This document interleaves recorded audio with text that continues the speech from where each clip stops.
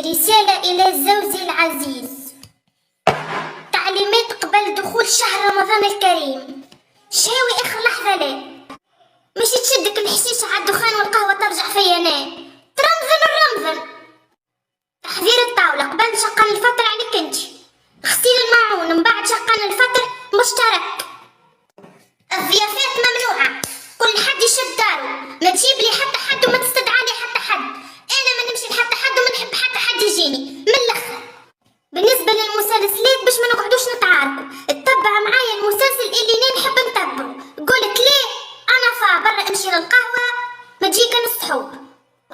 السحور حط باكل بنة عند راسك وكعبات دقلة. نارني ما نقومش نشرب شربة ماء ونرجع نرقد. اسمع ننبه عليك، رد بالك تخسرني مع الاذان.